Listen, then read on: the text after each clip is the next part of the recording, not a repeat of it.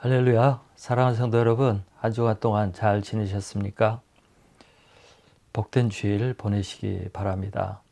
오늘 말씀은 창세기 12장 10절로부터 20절 말씀입니다. 그리고 말씀 제목은 시험을 만났을 때, 이런 제목으로 말씀을 나누도록 하겠습니다.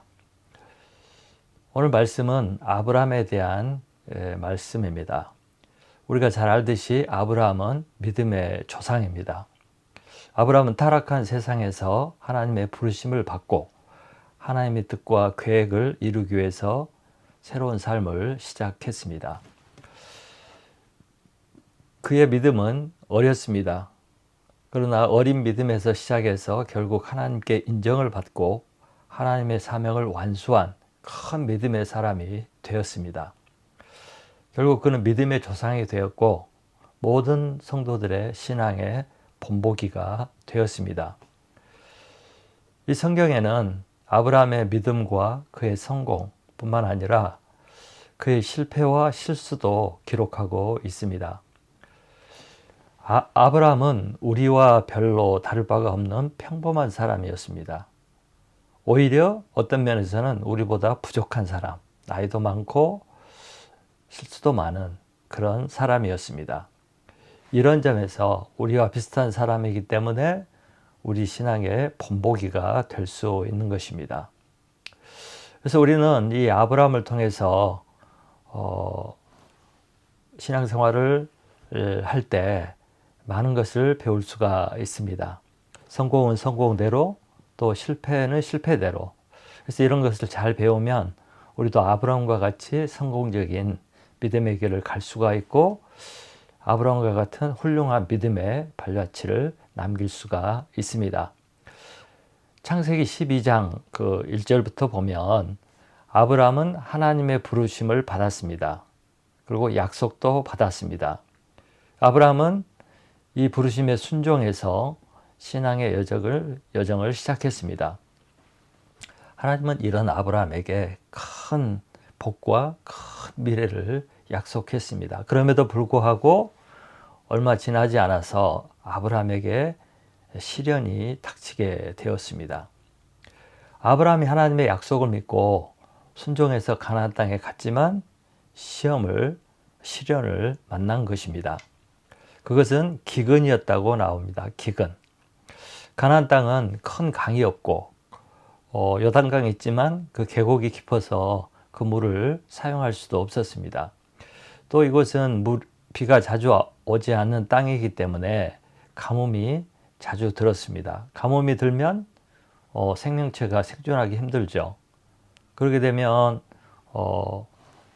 목축업을 하는, 농사를 짓는 이 사람들에게는 생존하기가 힘들게 됩니다. 그래서 아브라함은 생존하기 위해서 애굽으로 피난을 갔습니다. 그러나 기대와는 다르게 아브라함은 그곳에서 더 큰 시련을 만나게 됩니다.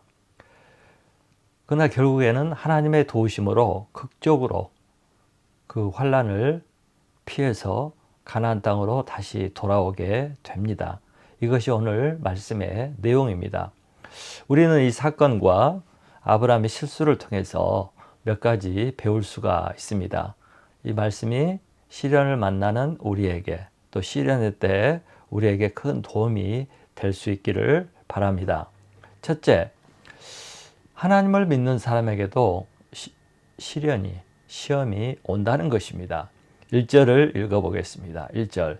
그 땅에 기근이 들었으므로 아브라함이 애굽에 거류하려고 그곳으로 내려갔으니 이는 그 땅에 기근이 심하였음이라. 아브라함은 하나님의 약속을 믿고 복을 믿고 순종해서 가나안 땅으로 갔습니다.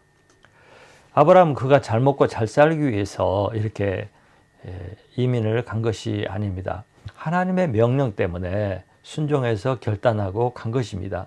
그렇기 때문에 하나님이 반드시 아브라함을 도와주셔야 하고 또 반드시 형통하게 만들어 줘야 되고 잘 되게 도와주셔야 된다고 우리는 생각을 합니다. 그러나 그런 아브라함에게 시련이 왔습니다. 이것을 보면 하나님을 믿고 순종해서 가는 길에도, 또 하나님과 함께 하는 길에도, 삶에도 시련과 어려움, 고난이 있다는 사실을 우리가 볼 수가 있습니다.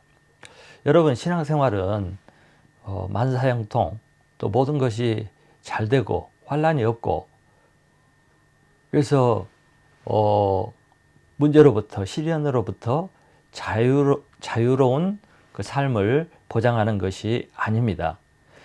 우리가 하나님을 믿고 하나님을 따른다고 해서 모든 문제들이 우리를 피해가고 또 아무 문제도 발생하지 않는다는 거, 그런 일은 있을 수가 없습니다.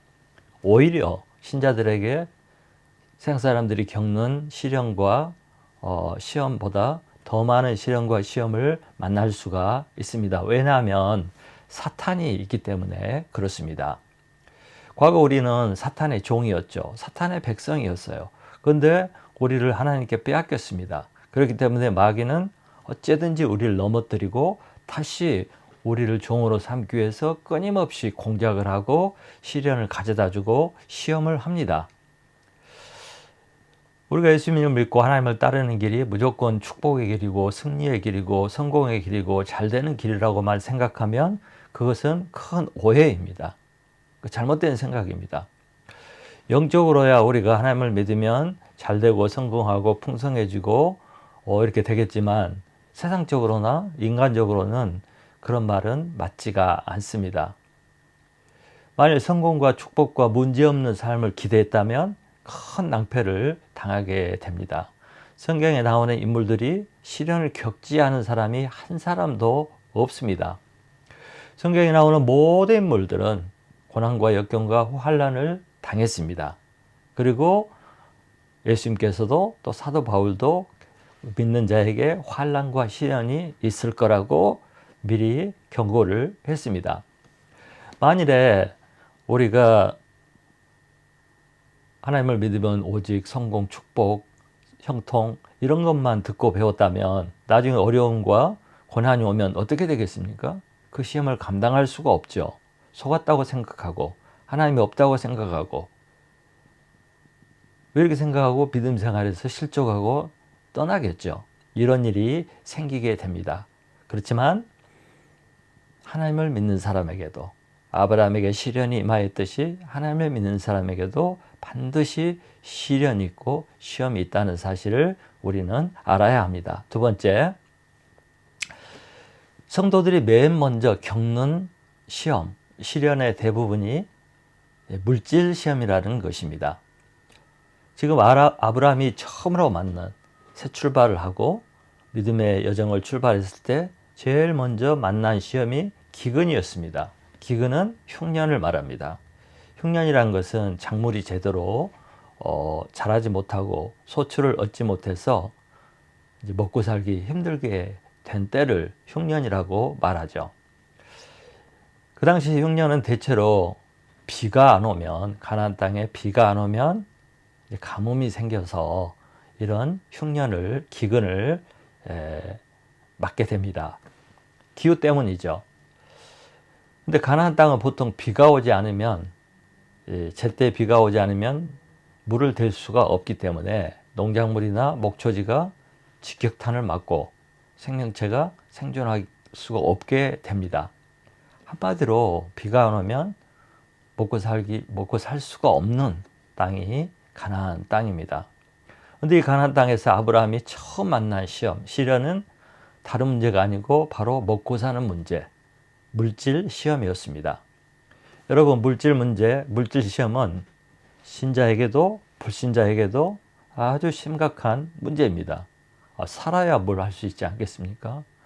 먹는 문제가 해결이 돼야 다음 일이 있을 수 있죠. 그래서 이 문제가 해결되지 않으면, 극복하지 못하면 신앙생활도 어렵게 됩니다. 왜냐하면 이것이 육신의 생명과 생존과 밀접한 관계가 있기 때문입니다. 그래서 모든 사람들은 이 물질 시험이 오면, 물질 시험이 닥치면 모두가 약해지고, 이 물질 시험을 만나면 쉽게 믿음이 흔들립니다. 그래서 사탄은 우리가 이 물질에 너무 약하다는 사실을 알고 넘어뜨리기 위해서 이 물질 문제를, 자꾸 물질 시험을 우리에게 가져다 주는 경우가 많이 있습니다. 예수님이 그 메시아로서 사역을 시작하고 제일 먼저 받은 시험이 무엇입니까? 마귀가 나타나서 40일을 굶은 금식한 예수님에게 이 돌들을 떡으로 만들어서 먹으라, 이렇게 시험을 했어요. 이것은 주님의 능력을 이 물질 문제, 먹는 문제 해결하는 데 쓰라는 유혹인 것입니다. 그게 첫 번째 시험이었어요. 또 이스라엘 백성들이 애굽에서 나와서 광야를 지나 가나안 땅에 들어갔습니다. 모든 것이 잘 갔죠, 가나안 땅에. 근데 이스라엘 백성이 첫 시험을 만나게 되었습니다. 아이성 전투에서 패하고 말았습니다. 근데 이렇게 패한 이유가 아간이라는 사람이 하나님의 물건을 탐심이 생겨서 도둑질한 거예요. 욕심 때문에, 물질에 대한 욕심 때문에 그걸 도둑질해서 숨겼습니다. 이 죄 때문에 이스라엘 공동체가 벌을 받게 된 것입니다. 아주 위급한 상황이었어요. 이 문제를 여호수아가 잘 처리를 했지만 이 시험도 물질 시험이었다는 것입니다. 여러분, 초대교회가 어땠습니까? 정말 부흥을 하고 성장을 하고 물건들을 다 내놓고 공동으로 이렇게 모든 것을 공유하고 날마다 믿는 자들이 늘어나고 기쁨과 감사가 넘쳐나고 막 전도가 잘 되고 그런 상황에 이 초대교회 공동체에 시험이 들어왔습니다. 그 시험도 물질 시험이었습니다. 아나니아와 삽비라라는 부부가 헌금을 하겠다고 논밭을 팔아서 이제 남들이 하니까 그렇게 했다가 아까운 거예요. 그래서 일부를 숨기고 일부만 갖다 바치면서 다 갖다 바쳤다고, 드렸다고 거짓말을 했습니다. 아까우면 안 드리면 되는 거예요. 믿음의 분량대로 소원대로 하면 되는 건데 남들이 하니까 따라서 하다가 힘들어진 거예요. 그러면 힘들다고 적게 드리면 되는데 거짓말을 한 것입니다. 이 악영향이 공동체에 큰 위험이 되었습니다. 그런데 이것을 베드로가 잘 해결한 것입니다. 만약 이 문제가 잘 해결이 안 됐다면 초대교회 공동체가 전체가 시험에 들 수 있었습니다. 우리 인류의 조상 아담과 하와가 왜 범죄하였습니까? 선악과를 보고 그것이 탐심이 또 지혜롭게 할 만큼 탐스럽게 하고 또 그것이 하나님같이 될 수 있다는 그런 교만을 심어서 그 선악과를 따먹은 거예요. 먹은 거예요. 이것도 어떻게 보면 물질 시험인 것입니다. 이만큼 우리 인간들은 물질 시험에 약합니다. 돈에 대한, 물질에 대한 과도한 욕심이 있어서 시험에 들기도 합니다. 또 반대로 너무 가난하고 돈이 없어서 시험에 들기도 합니다. 또 가진 물질을 잘 관리하지 못하거나 잘못 사용해서 그냥 시험에 들기도 합니다. 그런가 하면 남이 너무 가진 것이 많고 부유하고 럭저리하게 사는 것을 보고 시험에 들기도 합니다. 또 그런가 하면 신앙생활 하다가 하나님께 물질을 드리는 문제, 그러니까 헌금 문제죠. 헌금 문제로 시험에 들기도 합니다. 그래서 물질 문제는 아주 심각하고 또 실제적인 우리가 경험하는 문제인 것입니다. 그래서 마귀는 이 사실을 너무 잘 알아요. 성도를 무너뜨리는 방법이 뭐냐면 물질 시험에 들게 하는 거예요. 그래서 흔들리게 하는 거죠. 그래서 우리는 이 물질 문제에 대한 시험이 왔을 때 잘 감당을 해야 됩니다. 이게 사탄이 나를 넘어뜨리려고 하는구나. 신앙생활을 못하게 하고 내 영혼을 죽이려고 하는구나. 이것을 알고 깨어서 이 문제를 극복을 하고 이겨야 합니다. 세 번째, 우리가 문제를 만나면 반드시 믿음으로 해결을 해야 합니다. 믿음으로 해결을 해야 돼요. 10절 11절을 보시기 바랍니다. 10절 11절에 보면 아브라함이 이제 기근 문제, 물질 문제가 생겼을 때 어떻게 해결하려고 했는가 그것을 볼 수가 있죠. 아브라함이 이 물질 문제를 만났을 때 이 문제에 어떻게 대처를 했습니까? 그는 이 문제를 해결하기 위해서 약속의 땅, 가나안 땅을 떠나버렸습니다. 그리고 애굽으로 갔습니다. 생존해야 되겠다는 생각, 이 문제를 피해야 되겠다는 생각으로 무조건 살만한 곳, 애굽으로 가고 말았습니다. 성경에서 애굽, 이집트는 죄와 물질과 세상 논리가 지배하는 하나님이 없는 세상을 말합니다. 결국 아브라함은 자기에게 닥친 문제를 해결하기 위해서 세상의 방법, 세상의 논리를 택하고 세상으로 가버린 것이에요. 잘한 것입니까? 정말 잘못한 것이죠. 이렇게 문제를 해결하는 아브라함을 통해서 우리는 그가 여러 가지 실수를 하고 있다는 것을 이제 보게 됩니다. 첫 번째는 아브라함이 실수한 건 뭐냐? 문제가 생기면 이 문제를 놓고 기도를 해야죠. 그리고 어떻게 할까요? 어떻게 해결할까요? 어디로 갈까요? 하고 물어보았어야죠. 하나님, 애굽으로 내려갈까요? 말까요? 이곳에는 마실 물, 먹을 식량이 없는데 어떻게 할까요? 이렇게 지내다가는 굶어 죽게 생겼는데 하나님, 방법을 가르쳐 주세요. 나를 이곳에 부르셨으니 이 문제도 어떻게 해결할 수 있는지 그 방법도 가르쳐 주세요 하고 기도를 해야 되지 않았겠습니까? 그러나 그는 하나님께 묻지 않고 자기 마음대로, 자기 생각대로 결정을 하고 약속의 땅을 떠나버렸습니다. 사명지를 벗어난 것입니다. 이것은 그가 아브라함이 아직도 영적이지 못하고 영적으로 어리다는 것을 보여주고 있습니다. 이것이 아브라함의 실수예요. 문제예요. 두 번째로 아브라함은 믿음으로 그곳에 버티고 남아 있어야 됐습니다. 가나안 땅이 조금 전에도 말씀을 드렸지만 가나안 땅은 하나님이 보내신 땅이에요. 하나님이 약속하신 땅이에요. 하나님이 있으라고 한 그 자리입니다. 사명의 땅입니다. 그러므로 하나님께서 떠나라고 말하기 전까지는 아브라함은 버티고 그 자리에 머물러 있어야 했습니다. 하나님이 나를 이곳에 보내셨으니까 하나님이 이 문제도 해결해 주시리라고 믿고 그 자리를 지켜야 했습니다. 그곳에 아브라함이 원해서 온 거예요? 아브라함이 원해서 간 겁니까? 아닙니다.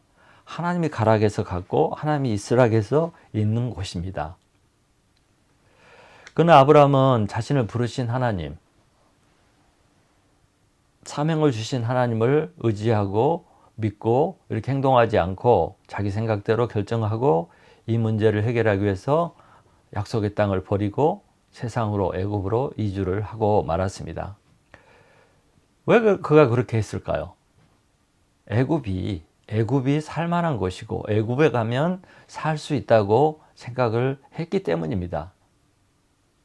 아까도 얘기했지만 애굽은 세상을 상징합니다. 그런데 아브라함이 세상을 바라본 거예요. 하나님을 바라보기보다 세상을 바라본 것입니다. 세상이 나에게 생명을 주고 세상이 이 시련의 때 나를 도와주고 세상으로 가야 내가 살 수 있겠다. 이렇게 생각을 한 것입니다. 그는 현실 문제만 바라보고 하나님은 바라보지 못했습니다. 그래서 세상 사람들과 똑같은 방법으로 이 문제를 해결하려고 한 것입니다. 결국 아브라함은 물질 문제의 시험이 왔을 때 이기지 못하고 져버리고 만 것입니다. 사랑하는 성도 여러분, 우리 그리스도인들은 절대 이렇게 하면 안 됩니다. 우리는 언제나 믿음으로 문제를 바라보고 믿음으로 대책을 세우고 하나님을 믿음으로 방법을 찾아야 합니다. 그것을 하기 위해서는 기도를 하고 하나님께 물어야 합니다. 그리고 언제나 우리 그리스도인들은 문제보다도 하나님의 약속을 붙잡고 믿고 하나님을 의지하고 살아야 합니다. 부르신 하나님을 끝까지 신뢰하고 끝까지 믿는 것입니다. 그리고 하나님의 응답을 받고 액션, 행동을 취해야 합니다. 그러니까 시련의 때, 문제를 만났을 때 절대로 내 생각대로, 내 감정대로 이렇게 하면 안 되는 것이죠. 여러분, 성경에 보면 정말 하나님의 마음에 합당한 사람이 있었는데 그것이 다윗입니다. 다윗이 왜 하나님 마음에 그렇게 합당했을까요? 다윗은 문제를 만났을 때마다 정말 미련할 정도로 바보처럼 언제나 믿음으로 해결을 하려고 했던 사람입니다. 다윗은 아무리 급하고 심각한 상황에서도 무조건 자기 생각대로 행동하지 않고 항상 하나님께 여쭈었습니다. 한 번은 다윗이 사울에 쫓겨서 피난 생활을 하고 있었어요. 근데 그 피난 생활할 때 다윗을 따르는 많은 사람들이 있었습니다. 그래서 한 번은 다윗이 이런 상황에서 다른 부족과 전쟁을 하기 위해서 가족과 아이들과 여인들을 놔두고 남자들이 전쟁에 나갔습니다. 그래서 전쟁에 이기고 돌아와서 보니까 다른 종족이 자기 동네에 쳐들어와서 아이들과 여인들과 가족들을 다 포로로 잡아가버린 거예요. 돌아온 군인들이 얼마나 놀랐겠습니까? 얼마나 힘들었겠습니까? 그래서 이 군인들이 다윗에게 곧바로 쫓아가서 가족들을 구하자고 이렇게 했습니다. 그런데 그때 다윗이 무엇을 했냐면 장막에 들어가서 기도를 했어요. 하나님, 어떻게 할까요? 쫓아갈까요? 말까요? 1초가 급한 상황에서 다윗은 그냥 무조건 쫓아가지 않고 하나님께 물은 것입니다. 이것을 본 다윗의 병사들이 분노했어요. 뭐하고 자빠졌는지, 다윗이 도대체 이 급박한 상황에 뭐하고 자빠졌는지, 우리 가족들이 생사가 위태한데 왜 저러고 자빠졌는지 분노해가지고 반역을 하고 그냥 다윗에게 반역을 할 그런 상황이 되었습니다. 이런 위급한 상황에서 다윗은 기도했다는 거예요. 기도를 했더니 하나님이 가라, 그렇게 방법을 가르쳐 주셨고 결국 가서 다 가족들을 구해서 돌아옵니다. 여러분, 아무리 급하고 아무리 내 생각이 옳은 것 같아도 하나님께 먼저 물어보고 하나님이 지시한 대로 움직여야 합니다. 그래야 형통합니다. 그것이 믿음의 사람들이 시련을 만났을 때 취해야 할 행동인 것입니다. 네 번째, 인간적인 방법으로 문제를 해결하려고 하면 더 큰 문제를 낳게 된다는 것입니다. 11절부터 15절을 보시기 바랍니다. 본문을 한번 다 읽으시고 말씀을 들으시면 좋겠습니다. 11절부터 15절을 보면 아브라함이 이 물질 문제를 해결하기 위해서 합리적인 방법, 이성적인 판단에 따라서 애굽으로 갔잖아요. 근데 문제를 해결하기 위해서 애굽을 갔는데 그 물질 문제보다 더 큰 문제가 생기고 말았습니다. 그것은 자기 와이프 사라를 애굽 왕에게 뺏겨버린 것입니다. 이제 사라는 애굽 왕 바로의 첩이 되고 그녀의 몸은 더럽혀지게 될 것입니다. 아브라함이 그것을 거부하면 아브라함은 생명을 잃을 수도 있기 때문에 거부할 수도 없었습니다. 또 이후에 뺏긴 사례를 찾아올 방법도 없지요. 어떻게 개인이 그 거대한 그 나라 왕을 과 싸워서 와이프를 구해올 수 있겠습니까? 불가능하죠. 이런 처참한 상황에 처하게 되었습니다. 왜 이런 일이 생기게 된 겁니까? 애굽으로 갔기 때문에 그런 것입니다. 또 애굽에 가서 사람이 두려워서 아내를 누이라고 속였기 때문에 그렇게 된 것입니다. 여러분, 신자가 믿음으로 살지 않으면, 인간적인 방법으로 살면 담대함을 잃어버립니다. 담대함을 잃으면 사람을 두려워하고 권세를 두려워하고 눈치를 보게 되고 그렇게 됩니다. 하나님을 두려워하지 않으면 반드시 사람을 두려워하게 될 수밖에 없습니다. 그래서 아브라함은 거짓말을 하고 결국 아내를 뺏겨버리는 그런 상황에 처하게 되었습니다. 사라가 누굽니까? 아브라함과 함께 하나님의 약속을 받은 여인이에요. 이 사라를 통해서 약속의 자녀인 이삭이 태어나고 이삭의 후손 유대인을 통해서 메시아가 오도록 하나님이 계획을 했습니다.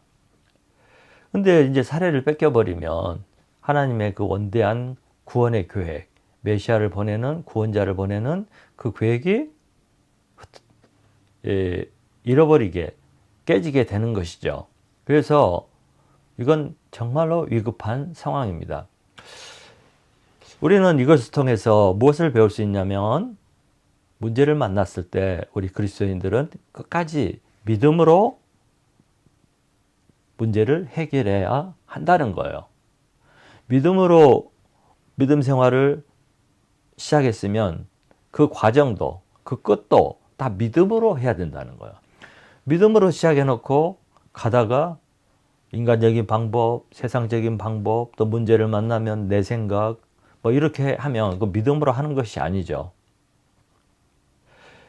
신자가 믿음으로 시작해서 믿음으로 끝나야 되는데 그 정도의 세상적인 방법을 쓰거나 내 꾀를 쓰거나 인간적인 방법을 동원하면 어떻게 돼요? 상황이 더 어렵게 된다는 것입니다. 더 큰 문제가 생긴다는 것입니다. 결국에 망하게 된다는 것입니다. 그러므로 신자는, 그리스도인은 절대로 시련의 때, 문제가 딱 생겼을 때 인간적인 생각을 버려야 되고 인간적인 방법을 사용하면 안 됩니다. 그러면 반드시 후회하게 됩니다. 반드시 안 좋게 됩니다. 그래서 우리가 잠시 어렵고 상황이 불가능해 보여도 어떻게 해야 됩니까? 힘들고 답답해도 끝까지 하나님을 믿고 믿음의 방법으로 시련을 극복해야 한다는 것입니다. 절대로 그렇게 해야 됩니다. 그렇지 않으면 반드시 후회하고 후회할 수밖에 없는 그런 결과를 또 더 큰 시련을 만나게 되는 것입니다. 다섯 번째, 아브라함이 실수를 했음에도 불구하고 하나님은 택하신 아브라함의 편이었습니다. 이것은 우리가 실수했음에도 불구하고 하나님은 우리 편이 된다는 것입니다. 15절부터 20절까지 보시기 바랍니다. 이제 아브라함이 아내를 뺏겨버렸어요. 시련의 그 기근을 피해서 살겠다고 아내와 함께 애굽에 갔다가 아내를 뺏겨버렸습니다. 어쩌겠어요, 아브라함의 심정이. 아내를 빼앗기고 아브라함은 절망하고 울고 짜고 자학하고 후회하고 뭐 이렇게 하고 있었겠죠. 방법이 없으니까. 이때 하나님은 아브라함을 도와주셨습니다. 하나님께서 믿음이 없이 하나님을 버리고 애굽으로 간 아브라함에게 나 같으면 네가 그럴 줄 알았다. 네가 그렇게 될 줄 알았다.